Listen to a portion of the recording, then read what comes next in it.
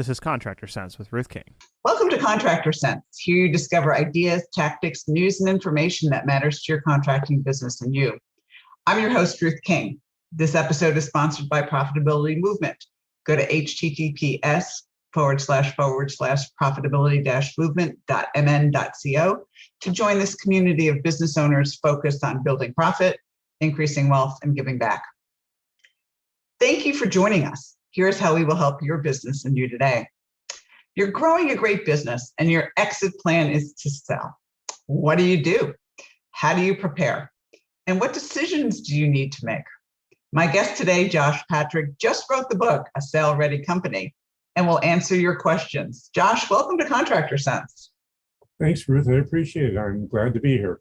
Yeah, well, you've been in the industry a really long time, just kind of like me. I mean, we both have gray hair, so not that anybody can see it, but so give everybody a little bit of background. You have gray hair and I have no hair.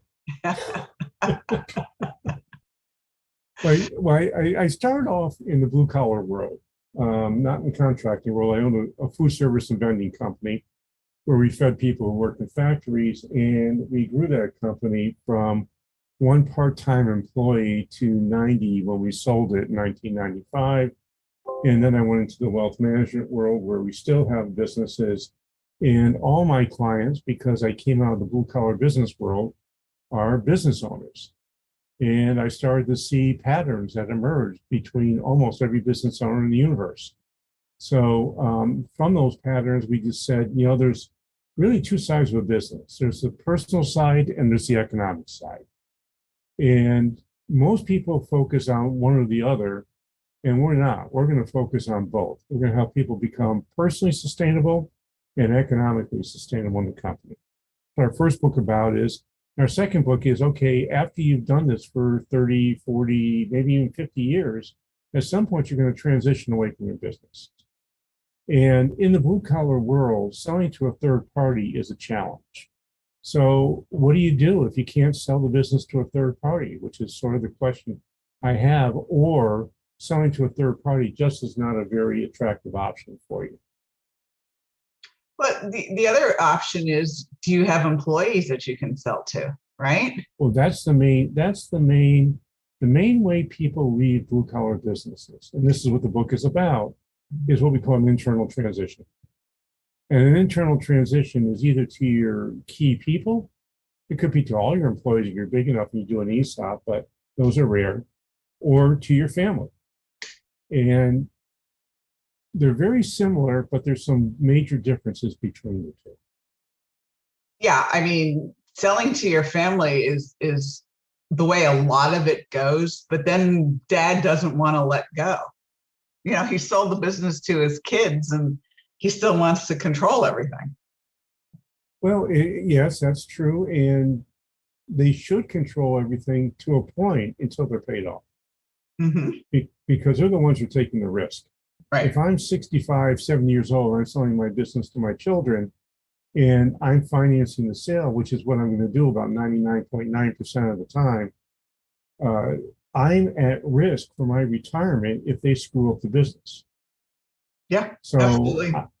I need to have a methodology where I act like the bank. So what we do is we build in the methodology for the selling owner, the parent, to not control the business, but the ability to step back in if the children screw it up. And it's not just based on the profit and loss statement, it's based on ratios off their balance sheet. Correct. Mm-hmm. Absolutely. Yeah. And it's interesting because there have been a lot of financial institutions right now who are targeting contractors because, for all intents and purposes, we're essential businesses, et cetera, et cetera, et cetera. And so they have come in, and when mom and dad want to sell, as long as it is a profitable business and can sustain a loan, whether it's mom and dad's loan or a bank loan, they basically pay mom and dad off. And they, have the bank loan. So it's a real bank at that point. Yeah, if a real bank will be bankable for you, that's great. Unfortunately, children generally don't have any assets. or anything the bank is really interested in as far as security. And they need a personal guarantee, but there's nothing behind the personal guarantee. So we find the local banks will say, okay, if your parents co-sign, you can get it. Same If your thing. parents are going to co-sign, you've put yourself behind the bank. Yeah, exactly. So, it depends also on the profitability of the business too. I mean, if the business is not really profitable, no bank's going to look at it anyway. That's true. That's true. What we see with contractors often is banks are happy to do lines of credit and are happy to do equipment loans or equipment leases.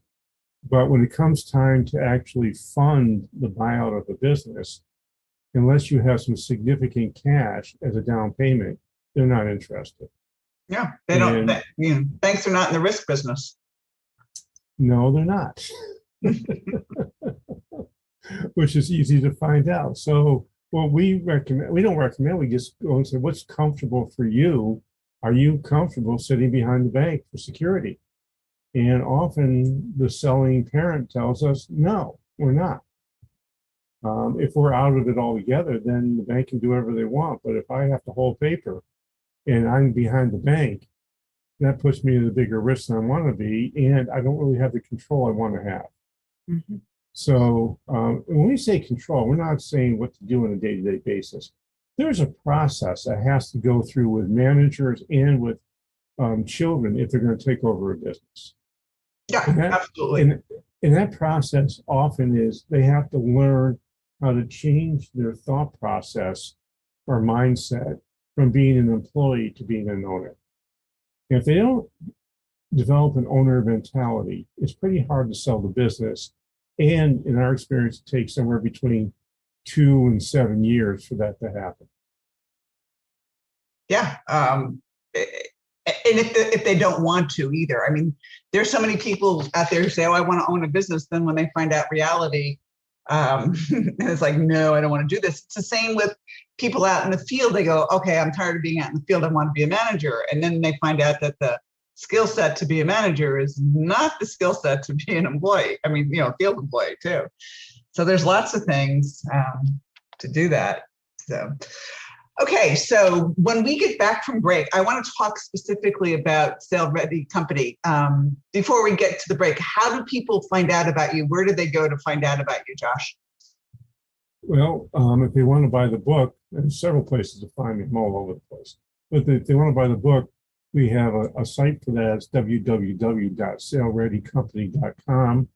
If you want to find out more about what we do, it's www.sustainablebusiness.co or www.stage2planning.com, and that's the number 2, not spelled out. Stage 2 planning is for our wealth management, people going through financial transitions, and sustainable business is for people who want to create a personally and economically sustainable business. Terrific. All right, we will be right back. Thanks for listening to Contractor Sense. Were you thrown into management? You're doing your day-to-day job and you crave more. You want to become a manager or even own your own business. All of a sudden, you're thrown into management and whoa, not what you expected. Where's your lifeline? You're now responsible for making sure others get their work done, dealing with customer complaints, budgets, keeping your boss happy, and getting stressed out trying to do it all. You long for the days when all you had to do was your job. You get frustrated because people just don't follow the rules like you did. How do you make them comply? And what if they quit? You know how to do the work, but do you know how to manage the work?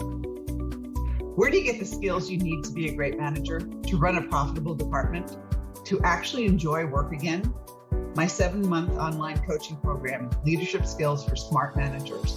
As Mike Shelley, a plumber who was promoted to plumbing manager, said, I have grown a lot. I am no longer brand new. This class helped me thicken my skin exponentially. I'm finally seeing the forest through the trees, at least a little. I am definitely more confident than I was 7 months ago. You can experience this more. The next Leadership for Smart Manager class starts November 1st. Go to www.hvacchannel.tv or call us at 770-729-8000 to reserve your spot today. We're back. Thanks for listening to Contractor Sense. I'm talking with Josh Patrick, who has many years in this industry, talking about sustainable businesses, number one, and his new book, A Sale Ready Company. And before the break, we talked a little bit about having to get the employees, or children for that matter of fact, changing their mindset from employee to owner. And how do you make that happen? Well, it's actually a process. And this is one of those things where I get into arguments with mindset people all the time. Mindset's important, but in this particular case, it's going to follow action. So we have to start getting to do things that owners do. And at first, it's going to be really uncomfortable because you're going to say, I don't want to do this because their coworkers are going to think I'm not working hard, or my coworkers are going to think I'm a spoiled brat, or I could come up with tons of ors, but it really comes down to, do you have the ability to hire people? Do you have the ability to fire people? Are you willing to do that? Do you look at the company as the most important driver of success instead of you personally? Do you start looking at profits as a way you get paid and not salary that you get paid? And the bonuses that you earn are not pennies from heaven, but they're based on dollars that are created by the company, and you get a percent of those dollars. And until you start looking at that as the most important driver of how you earn money, you're still having an employee mindset. Yeah, it's really, the wish to do this and the reality of what it takes sometimes are totally different. That's why the only time I've ever seen these internal transitions fail is when they're started too late.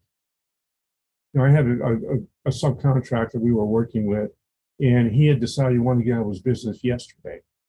And he brought in his two key people and said, here's how we're going to do it. But they didn't have a chance to get used to and look at how fair he was actually being. They went out and hired their own attorneys, and their own attorneys were looking at this thing, and they had no idea what was going on. They screwed up the deal. And as it turns out, the guy never sold the business to them. They went off on their own, started their own drywall company, and they never got the chance to get the cash flow and the profits from the business they were working with to make their life easier. So they did a startup instead of buying a going business. Oh my I'm going to gosh. tell you that if you can buy a going business versus a startup and you don't do it, you're an idiot. But they didn't trust him because they didn't have enough time to get used to being an owner. Yeah. Yeah, I mean, it's so much easier to buy an ongoing business than trying to start one from scratch. Oh my gosh. Yep. Even one that's in problems. Yeah. We're not a big fan of acquisitions in a general rule, except in that one instance where you have no business and you're starting your first business. Yeah. You're way better off buying something that's operating if you can get the seller to sell to you. In an internal transaction, most of the time the seller is anxious to sell the business. I'm good friends with John Brown over at Business Enterprise Institute, and he teaches people how businesses go through exits. And he was telling me that the vast majority of the exits that his members are doing are internal. They're not selling to third parties. They're passing the business on to children or managers. But you need at least 2 years and probably 3 to 7 years before you can actually make that transition work. So you must start early. Yeah, absolutely. All right. So let's talk about the book. It's really a story, isn't it? Yes, it is. It's a business parable. Okay. And we have the owner of the business and we have his spouse.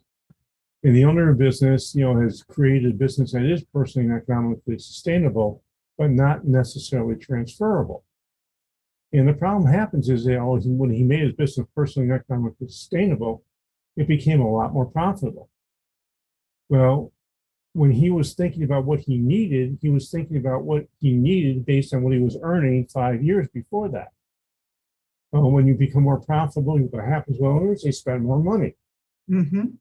And so he had to go back and say, gee, can I afford to sell the business? And the answer was no, and not unless we do some certain things. So we figured that out. Then we had to go through and say, okay, who's going to buy the business? Well, if we can't get the business to be even more profitable and even better, the economic needs that the owner, John, needs wouldn't be met. So the business had to go back. So the remaining managers and his child, who was going to take over the business, had to figure out how to make the business more profitable. We go on, we have a dysfunctional son who causes all sorts of problems in the business. We have to figure out, what are we going to do with this kid? We can't let him stay here because he's just causing problems. Except that John's spouse thinks that John, the owner, is treating their son unfairly. And unless you are dealing with the spouse as well as the owner, you are going to have problems selling the business or transferring the business or doing anything in the business. There is that silent partner. And too many people who advise businesses pay no attention to that silent partner. Cool. And so I won't screw up the ending to find out what happens. So go read the book, Sell Ready Company. And if you want the book, it's sellreadycompany.com, and find out what actually happens to John. How's that? And more importantly, what happens to mom, daughter, son, and the managers? Because they all go through a bit of a metamorphosis during the book. Yeah. Well, the really interesting part about that is the fact that we look at the owners and the sons and the managers and stuff like that. But what about the employees? I mean, they're dealing with all this drama. And, is it stable enough for them to stay? Because some of them will start, exiting because they don't want to deal with this stuff either. Well, that all depends on how much it leaks out to being a general issue. Yeah, I understand that. But sometimes, you know family businesses as well as I know family businesses. Sometimes they have fights in the office, which is not the right thing to do, but it happens. If they're having fights in the office, they're not ready to transfer the business. I can promise you that. I just recently dealt with a company where that exactly was happening. What we ended up doing was we took 10% of the company and sold it to the son, and he gets a chance to prove whether there's any good or not. Yeah. And if he proves that he's good, his father will likely sell the rest of the business to him. If he's not, the father will sell the business to somebody else. Yeah. And that's really a good way to do it. Test them, see whether they're any good or not. Well, we always want to test them. I mean, again, we're working with another family where the son is in sales, which is great for a while. He learns how to sell, but he's not managing people. So we don't know if he's a good manager or a bad manager or in between. So we need to move him out of sales and put him in a position of responsibility where he's responsible for a P&L of a section of the company and has people reporting to him. Yeah, absolutely. They absolutely have to have management reporting skills and management if they're going to take over a business. It's not an option. It just absolutely has to happen. So cool. All right, Josh, give me the name of the book again and where they can find you. It's the Sell Ready Company, and you can find it at www.sellreadycompany.com. And if you're interested in the sustainable business, you can go to www.sustainablebusiness.co. Both books are there. And they're going to help you at least look at your business and maybe ask, you might recognize yourself in some of those characters and say, gee, is this something I might want to pay some attention to? Yeah, absolutely. Josh, thanks so much for being with us. My pleasure. Thank you so much. And thanks to all of you for joining us. Choose one thing you discovered and implement it in your business. These ideas, tactics, and strategies help you make more money, have more free time, and give back. If you like today's program, spread the word. Please review this podcast on any device you're listening to it on. Help a fellow contractor make more money too. For comments or questions, call me at 770-729-0258 or email Ruth King at hvacchannel.tv.